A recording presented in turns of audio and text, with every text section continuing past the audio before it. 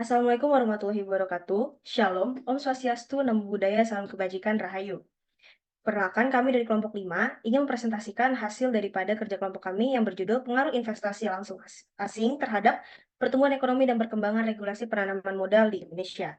Sebelum itu, saya akan memperkenalkan anggota dari kelompok kami. Yang pertama, ada Tiara Sabila dengan Intertera. Yang kedua ada Tafara Sekonada Arisutrisno dengan Intertera. Yang ketiga ada saya sendiri, Yovita Marsiana Jude dengan Intertera. Yang keempat ada Mutiara Khairani Agustia Wijaya dengan Intertera. Yang kelima ada Putri Ayu Agustia Riri dengan Intertera. Yang keenam ada Aulia Arkan Ismail Nugroho dengan Intertera. Dan yang tujuh ada Bella Amanda Hamidah dengan Intertera. Baik, apa sih yang latar belakangi dari adanya PMA atau penanaman modal asing? Jadi kalau kita lihat lagi, eh, sejak diproklamasikan kemerdekaan pada tanggal 17 Agustus tahun 1945 dan dibentuknya pembukaan Undang-Undang Dasar 1945, negara Indonesia ini memiliki suatu cita-cita, karena negara Indonesia ini menginginkan adanya suatu masyarakat yang adil dan makmur dengan pembangunan yang merata. Nah, dari maksud pembangunan adil dan makmur ini berarti mencakup seluruh pihak yang ada di Indonesia. Itu nanti dilakukan oleh masyarakat itu sendiri ataupun dilakukan oleh pemerintah. Nah, untuk bisa mewujudkan pembangunan itu, maka diperlukan suatu modal untuk menjalankannya. Perlu ada biaya untuk bisa melakukan pembangunan yang perlu dilakukan di Indonesia. Oleh karena itu, dari Undang-Undang Nomor 1 Tahun 1967 sampai diubah atau dicabut dengan Undang-Undang maksudnya dicabut dengan Undang-Undang Nomor 25 Tahun 2007, di situ diatur terkait dengan penanaman modal. Yang mana dalam penanaman modal ini diatur juga terkait dengan penanaman modal dalam negeri dan juga penanaman modal asing. Lalu bagaimana sih sebenarnya sepak terjang ataupun bagaimana berjalannya regulasi terkait dengan penanaman modal asing di Indonesia selanjutnya akan disampaikan oleh teman saya. Baik, kemudian lanjut ke sejarah dan perkembangan Foreign Direct Investment atau FDI di Indonesia. Nah, pada tahun 1952 sampai 1953 ini penanaman modal asing di Indonesia dijalankan oleh Kabinet Ali Sastrom Jojo pada sekitar tahun 1952 sampai 1953. Tapi saat itu eh, kabinet tersebut belum sempat mengajukan penanaman modal asing ke parlemen, yang kemudian dilanjutkan oleh Kabinet Ali Sastrom Jojo kedua pada tahun 1953, yaitu rencana Undang-Undang Penanaman Modal Asing dengan hasil akhir tidak disetujui oleh parlemen. Kemudian 3 tahun setelahnya, pada tahun 1958, muncul Undang-Undang Nomor 78 tahun 1958 tentang penanaman modal asing, yang mana menurut Sunarji Hartono, undang-undang tersebut berisi restriksi-restriksi yang lebih ketat daripada rencana Undang-Undang Penanaman Modal Asing yang sudah ditolak sebelumnya. Kemudian Undang-Undang Nomor 78 tentang 1958 tersebut mengalami perubahan hingga menjadi Undang-Undang Nomor 1 tahun 1957 tentang penanaman modal asing yang didasari pada kebijaksanaan ekonomi dan dikeluarkan guna menghindari keraguan-keraguan dari pihak modal asing. Selanjutnya, terdapat perkembangan modal asing di Indonesia. Perkembangan penanaman modal asing berdasarkan data yang diperoleh, penanaman modal asing juga mengalami pertumbuhan penurunan selama periode pengamatan. Hal ini disebabkan oleh beberapa faktor, termasuk yang berkaitan dengan kondisi perekonomian global.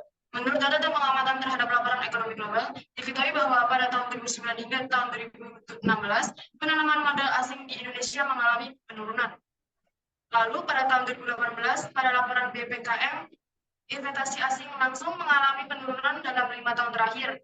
Dengan rincian, pada tahun 2014, nilai dari investasi langsung mencapai 13 miliar dolar Amerika, yang kemudian pada tahun 2015 mengalami penurunan sebesar 1,2 miliar dolar Amerika, lalu menjadi 11,8 miliar dolar Amerika. Kemudian pada tahun 2016 mengalami peningkatan yang cukup signifikan menjadi 16,7 miliar dolar Amerika. Tapi sayangnya mengalami penurunan lagi di tahun 2017 menjadi 13,1 miliar dolar Amerika dan pada tahun 2018 menjadi 10,4 miliar dolar Amerika. Pada tahun 2019, Indonesia terdapat kenaikan. Hal ini bisa menjanjikan untuk menarik minat para penanaman modal asing agar melakukan investasi di Indonesia.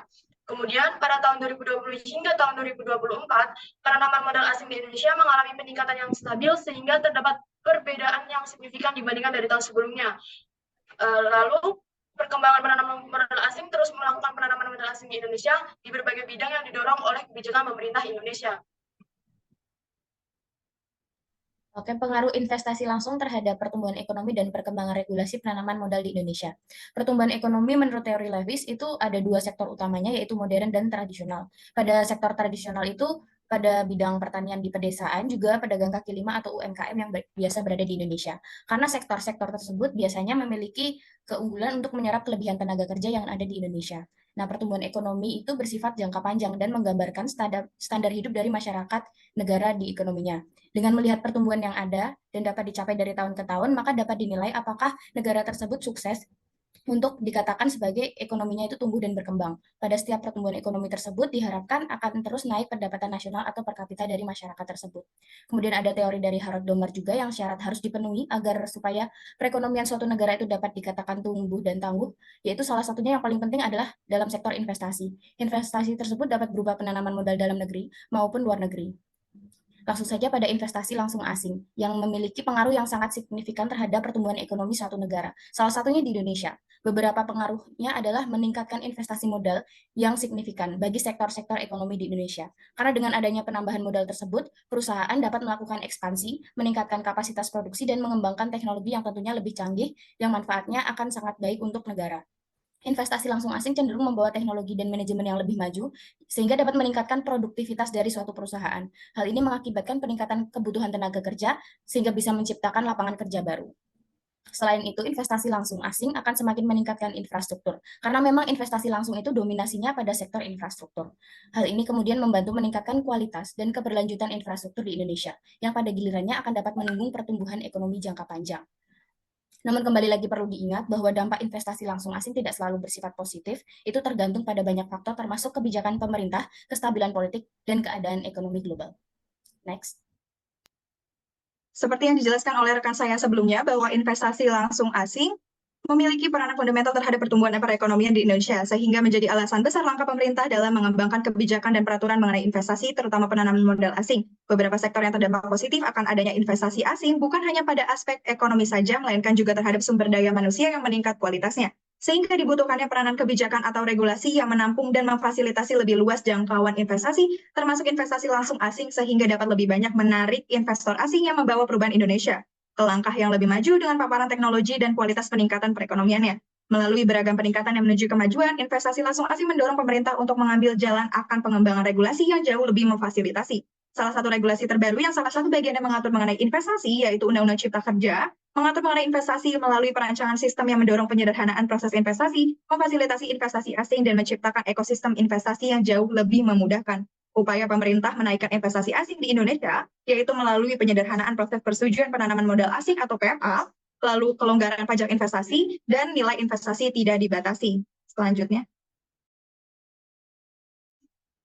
Baik, selanjutnya di dalam Ibu Kota Nusantara terdapat beberapa hal agar investor asing berminat berinvestasi di IKN. Untuk menarik minat investor, tengah menyiapkan 3 hal penting. Yang pertama adalah menyelesaikan RPP investasi khusus intensif di IKN, lalu menyiapkan badan usaha milik otorita, lalu yang ketiga IKN akan melaksanakan market sounding sekitar pertengahan Oktober tahun ini. Otorita IKN bersama dengan Kementerian Investasi BPKM, Kementerian Keuangan, Kementerian PPN atau Bappenas, dan kementerian lain yang terkait akan menyelesaikan rancangan peraturan pemerintah terkait intensif bagi pelaku usaha. Kepengusahaan di IKN Nusantara akan ditangani oleh badan usaha milik otorita yang akan berpartner dalam melakukan deal strukturisasi ataupun financial engineering bersama pelaku investor maupun pelaku usaha lainnya. Setelah melakukan beberapa hal tersebut, Deputi Bidang Pendanaan dan Investasi IKN Agung Wicaksono mengatakan total investor pelopor yang masuk ke IKN adalah sudah sebanyak 23 investasi dengan nilai investasi sebesar 41 triliun. Investor pelopor yang telah melaksanakan groundbreaking tahap pertama sebanyak 4 investor. Yang pertama ialah Konsorsium Nusantara untuk beragam proyek yang berisi Agus Daya Group, Ador Sinarmas, Pulau Intan, Saling Group, Astra, Kuliah Group, Barito Pasifik, Kawan Lama, serta Alfamart. Selain Konsorsium Nusantara, investor lainnya adalah Sate Inovac yang membangun hotel, rumah sakit Abdi Waluyo untuk rumah sakit, dan Viva untuk pelatihan sekolah kuliah internasional. Baik, selanjutnya. Baik, pada kesimpulannya, penanaman modal asing di Indonesia tentunya membawa pertumbuhan ekonomi dan juga perkembangan regulasi.